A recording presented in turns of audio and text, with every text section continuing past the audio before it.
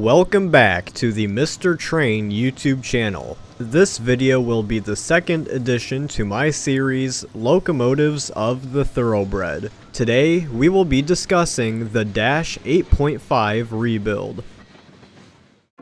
It's the late 2000s. Railroads have been faced with the challenge of rising locomotive costs and fewer options to buy brand new power. Railroads such as Norfolk Southern were no stranger to rebuilding its older locomotives to modern standards. The General Electric -8 line that had been acquired by Conrail was among the vast fleet of motive power on the Norfolk Southern Railroad that was beginning to show its age. In 2010, the railroad saw an opportunity with the old reliable but outdated -8s to rebuild them. Norfolk Southern would launch its experimental rebuild program for the -8s, setting aside a handful of locomotives to the Juniata shops in Altoona, Pennsylvania. The goals of the rebuild program were to improve emissions to EPA Tier 2 standards, upgrade outdated components, improve crew safety, and extend the locomotive service life by another 10 to 15 years. The -8s would receive the following upgrades: new traction motors, new cab, new NS-designed split cooling system, upgraded electronic fuel injection, upgraded electronic air brakes and electric parking brake, new locomotive speed limiter, cab signals, and PTC, along with other minor upgrades to the locomotive overall. This new and improved model would get the designation C40-8.5W.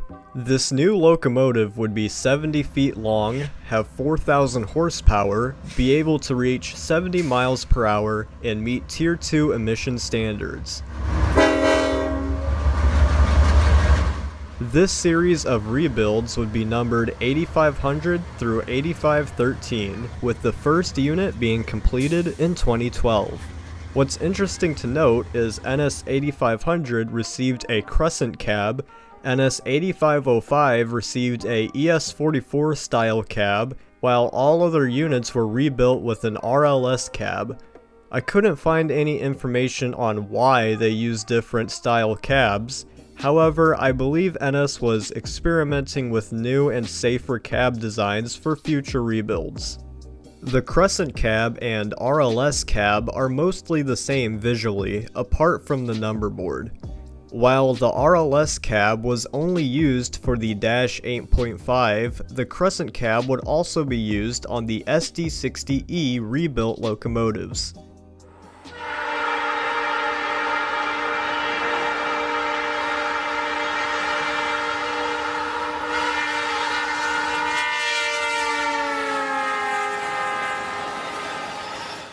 The new units were impressive technically, but issues quickly began to arise. Several units suffered from chronic electrical faults, integration issues between older and newer components, and inconsistent field performance. As early as 2015, only 3 years after the first unit was built, they were consistently being sent to the shop for repairs.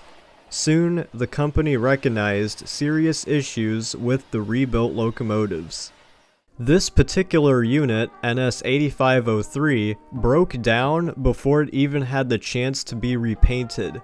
Just a year later in 2016, Norfolk Southern would cancel the program with only 14 units completed, far fewer than originally anticipated. In August of 2016, after the cancellation, 4 -8.5s were already put into storage after suffering from mechanical issues that were not worth repairing. And NS 8505 was involved in a wreck and scrapped. The remaining units were kept running in limited use. As for the rest of the non-rebuilt General Electric -8s, they would be retired from the Norfolk Southern system in 2017. Over the years, more -8.5s kept breaking down. By April of 2020, the entire fleet had been put into storage and retired.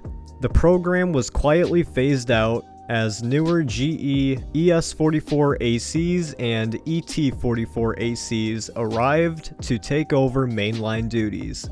Although the Dash 8.5 was a flop, it paved the way for Norfolk Southern's Dash 9 rebuilding program into AC44C6Ms, which had much greater success, now being the railroad's main pride and joy, leading any train on the railroad system.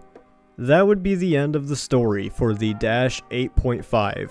I hope you enjoyed, and comment down below any critiques or the next locomotive I should cover. Thank you for watching the Mr. Train YouTube channel. And remember, document trains today because they might not be here tomorrow.